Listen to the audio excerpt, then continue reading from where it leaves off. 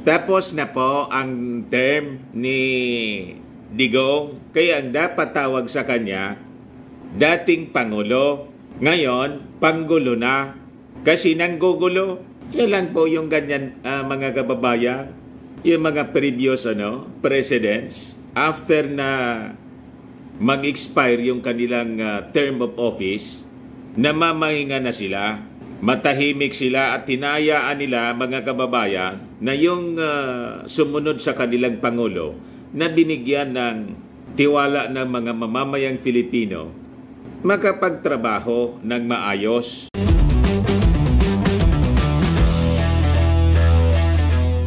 Ito naman po yung bago naming product na binibenta online.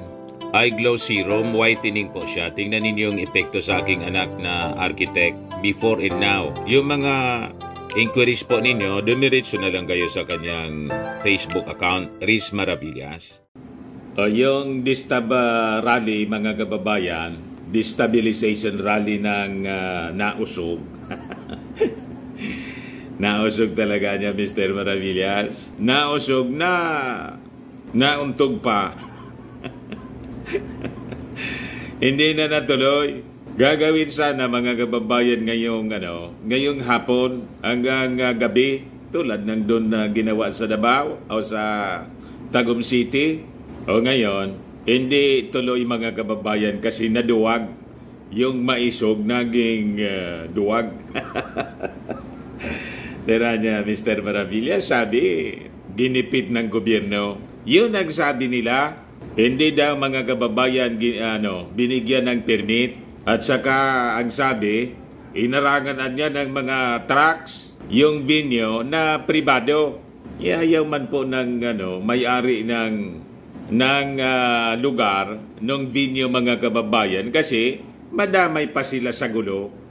Ayaw man magbigay ng security yung mga local police. Sabi doon sa mga balita nila, paano man magbibigay ng security yung ating mga local police na alam nila, destabilization, madadamay sila doon. Di ba? Yung mga local officials, gobernador, mayor, magdadalawang isip siyempre. Ina-announce kasi nila na gusto nilang sumugod na sa Palasyo Malacanang. Illegal po yung kanilang mga ginagawa, destabilization. Walang makikiisa sa ating mga local officials kasi nakikita naman po nila maganda yung ginagawa ng ating Pangulong BBM. Kayo man lang po yung nanggugulo kasi hindi na kayo makapaghintay. Magto 2 years pa lang yung ating Pangulong Bongbong Marcos, binoto ng mga mamamayang Filipino by landslide. Gusto nyo agad iluklok si Inday? Hindi papayag yung ating mga authorities sa ganyang mga agenda ninyo. So ngayon, nag-announce, mga kababayan, si Atty. Vic Rodriguez, dating Executive Secretary, na dahil, mga kababayan, sa mga sabi, binibenta yung posisyon. Yung mga nag-a-apply po sa gobyerno, yan ang mga lumitaw na balita noon, sinibak ng ating Pangulong Bongbong Marcos. Bumaliktad ngayon, kumampi kay Maudix. Kasama na siya dito, mga kababayan, sa grupong gustong mag-destabilize sa ating gobyerno. Ito yung announcement, mga kababayan. Pahayag ng maisog. Alinsunod sa naging pasya ni Pangulong Rodrigo Duterte, nais kong ipahatid sa lahat na hindi tuloy ang pagdaraos ng hakbang ng maisog, isang payapa at malawakang peace rally na nakatakdang ganapin mamayang 5 p.m. sa Bustos, Bulacan. Yung unang paragraph pa lang po ng kanyang pahayag, mali na. Sinong sinasabi ninyong Pangulong Rodrigo Rua Duterte? Dating Pangulo. Kita ninyo, mga kababayan, abogado siya at magaling na abogado.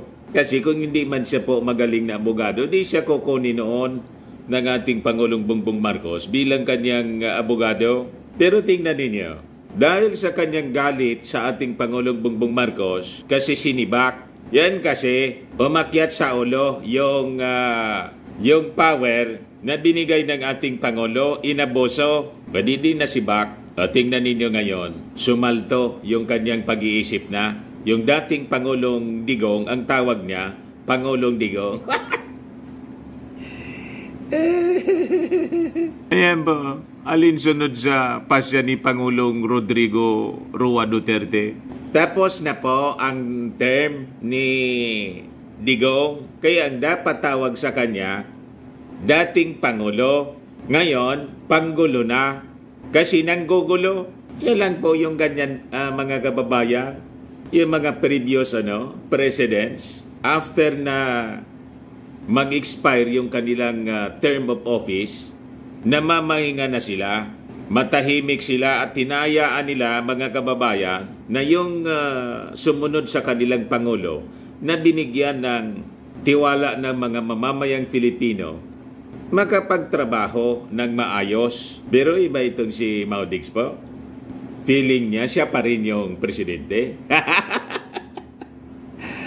Di ba? So sabi rito, ang naging desisyon ay upang maiwasan ang anumang gulo at kasakitan na maaring idulot ng lantarang panggigipit ng pamahalaan para hindi matuloy ang ating peace rally. Anong panggigipit na sinasabi ninyo? Hindi kayo binigyan ng permit. Kasi ang sabi sa mga reports, okupado na.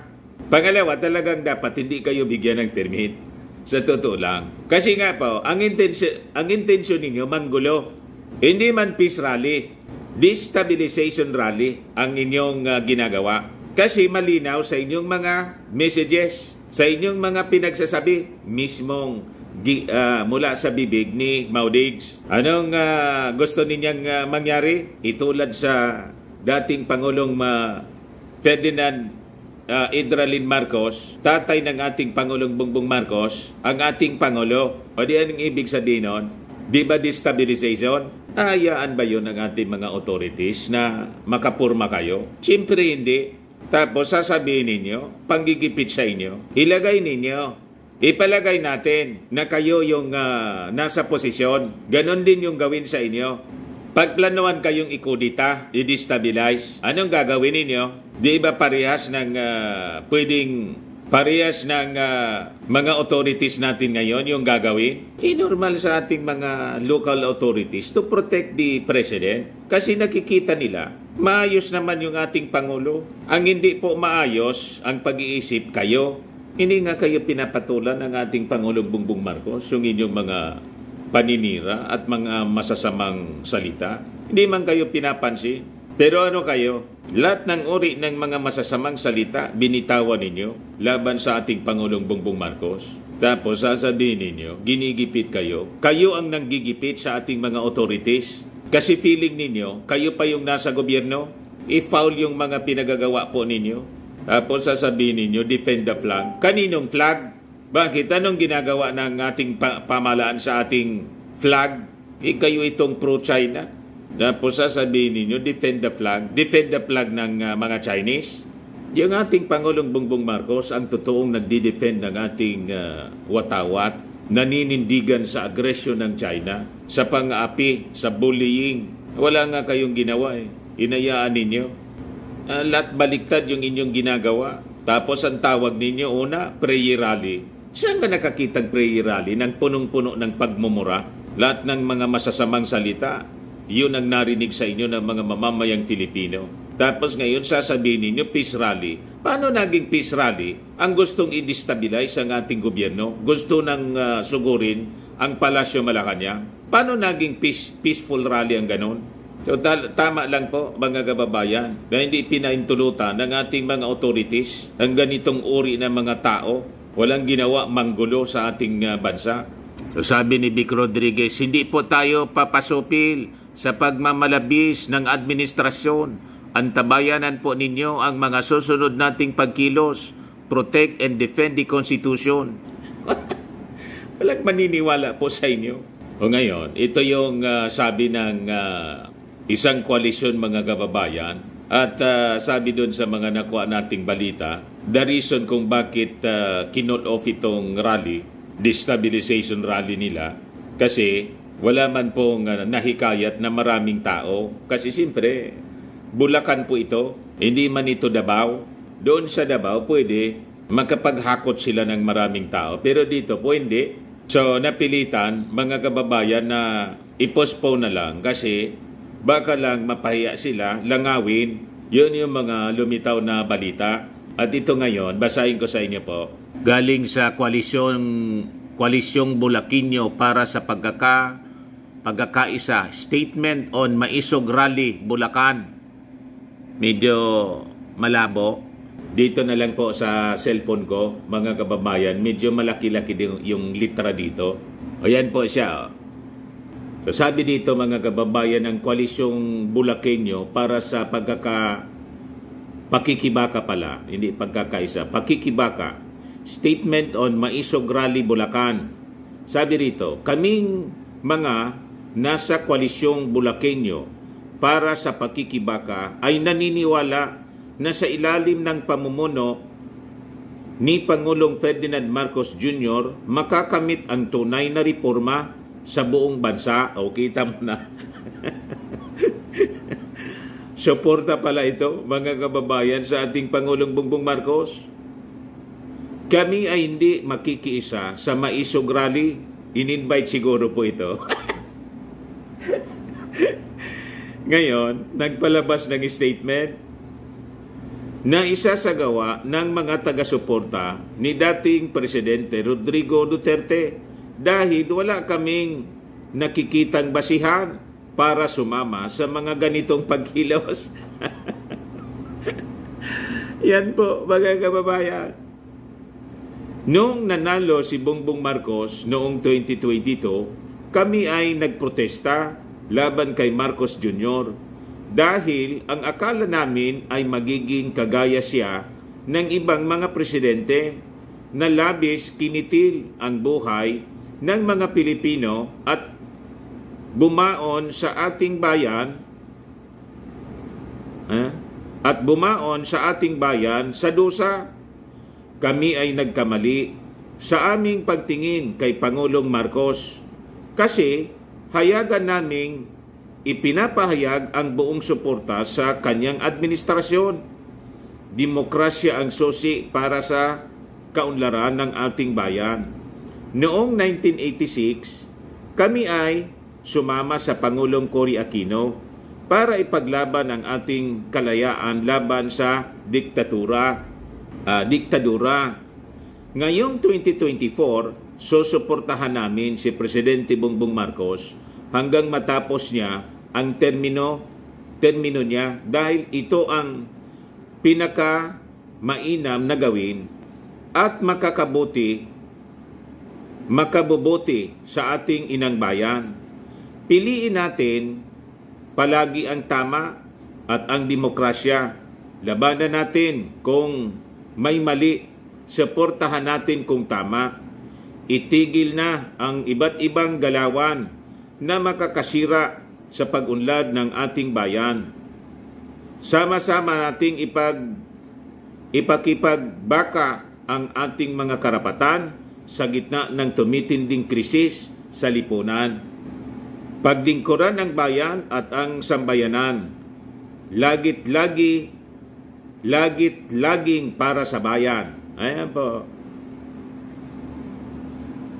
Ayan po ang pinalabas na statement ng Koalisyong Bulaqueño para sa pakikibaka. Kaya siguro po kinol off. Ang akala nila, itong grupong ito mga kababayan ay sasama sa kanila. Hindi po sumama. Ngayon, pinalalabas na mga kababayan ng grupo ni Maudigs, ng organizer, ginigipit daw sila. At sabi mga kababayan, mamayang 7 o'clock yata, magpapapress con sa SMNI, yung mouthpiece po nila, yung channel nila, si Maudigs. para kondinahin ito pong panggigipit daw sa kanya. Wala po sa natura ng ating Pangulong Bongbong Marcos ang manggipit sa inyo. Sa inyo po, yon. Nasa pagkatao po ninyo ang ganong uri ng panggigipit. Pero sa ating Pangulong Bongbong Marcos, malayo po. So kumbaga, hindi kayo binigyan ng permiso ng local government unit kasi siyempre, ang ibig sabihin nun, nakita nila hindi makakatulong sa kapayapaan ng ating bansa at ng Bulacan ang inyong mga ginagawa. Ibig sabihin, hindi kumbinsido sa mga ginagawa ninyo. At sila, alam nila na destabilization ang inyong ultimate objective to destabilize this administration. Bakit naman makikisali ang local government sa ganyang gawain? Di ba? At bakit isi-secure kayo ng local PNP na alam nila nanggugulo kayo? Tama? Sa mangyari niyan, magiging participant pa sila sa kaguluhan dito sa ating bansa. At alam nila kung anong affiliation ninyo. Ayaw nila sa mga pro-China. Di ba? At hindi sila naniniwala doon sa mga sinasabi ninyo, ng grupo ninyo, na ang ating Pangulong Bongbong Marcos gustong kaladkarin sa gira ang ating bansa. Malabo ang inyong mga propaganda, mga noto war, noto proxy war. Walang ganun po na mithiin ang ating Pangulong Bongbong. Ayan man lang po mga kababayan, abangan niya natin mamaya kung ano yung sasabihin niya sa press con. Siguradong lahat pagmumura na naman. Ako po si Dante Maravillas. Bye-bye po. God bless.